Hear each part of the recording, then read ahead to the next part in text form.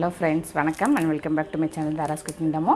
Channel first time பார்க்கணும் வேற channel subscribe பண்ணாம இருக்கவங்க please கீழ இருக்க red color button touch பண்ணி subscribe பண்ணிட்டு பக்கத்துல இருக்க bell icon tap பண்ணிட்டு வந்துருங்க. வீடியோக்குள்ள போயிரலாம். இன்னைக்கு நம்ம பார்க்க போறது சூப்பரான ஒரு ரசம். அதாவது டைஜஷனுக்கு நமக்கு ரொம்ப ஹெல்ப் பண்ணக்கூடிய வெத்தலை ரசம் எப்படி பண்றதுன்னு தான் இன்னைக்கு நம்ம பார்க்க போறோம். செம்ம இன்ட்ரெஸ்டிங்காக இருக்குது வீடியோ, செம்ம டேஸ்ட்டான ரசம், ரொம்ப மெடிசினல் வேல்யூஸான ஹெல்த்தியான ரசம். கண்டிப்பாக வீடியோ ஸ்கிப் பண்ணாமல் ஃபுல்லாக பாருங்கள். வீடியோக்குள்ளே போயிடலாம். நான் ஒரு சின்ன லெமன் சைஸ் புளி எடுத்து நல்லா தண்ணி ஊற்றி கரைச்சி வச்சுருக்கேன். ஒரு பேனில் ஊற்றி வச்சுருக்கேன். ஒரு சின்ன மீடியம் சைஸ் தக்காளி எடுத்து நல்லா கசக்கி விட்டு வச்சுருக்கேன். அது இதிலே சேர்த்துடலாம். இப்போ ஸ்டவ் ஆன் பண்ணிடுறேன். இது நல்லா கொதித்து புளியில் இருக்க பச்சை வாசமெல்லாம் போகணும். இதிலே ரசத்துக்கு தேவையான அரை ஸ்பூன் மஞ்சத்தூள் சேர்த்துட்றேன். ரசத்துக்கு தேவையான உப்பு இதிலே சேர்த்துட்றேன். நல்லா கொதிக்கணும். அதுக்கிடையில் ஒரு 4 பூண்டு எடுத்து உரிச்சிட்டு நான் தட்டி வச்சுருக்கேன். அடுத்தது நான் ஒரு 8 வெத்தலை எடுத்திருக்கேன்.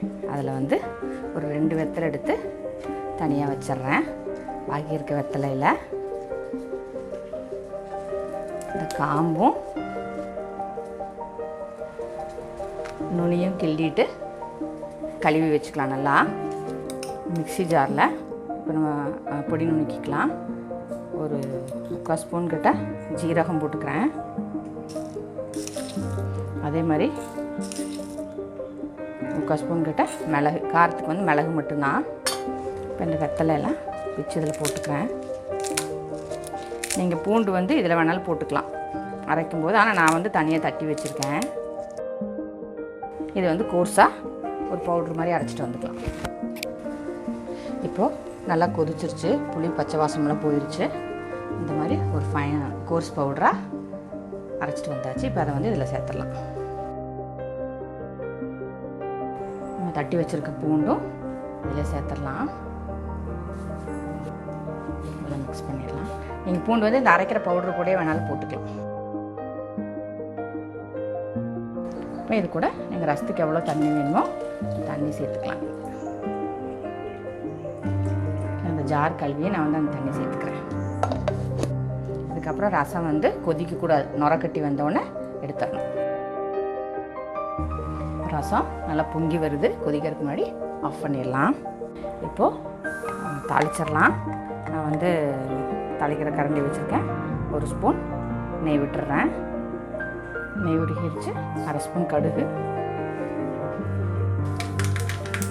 பொரியுது. அதில் அரை ஸ்பூன் சீரகம், அதிலே கொஞ்சம் பெருங்காயத்தூள், கருவேப்பிலை. ரசத்தில் ஊற்றிடலாம்.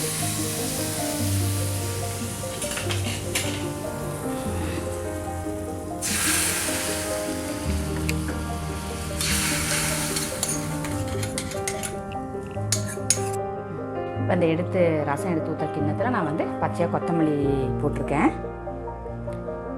இந்த கொத்தமல்லியில் சூடான ரசத்தை சேர்த்துடலாம்.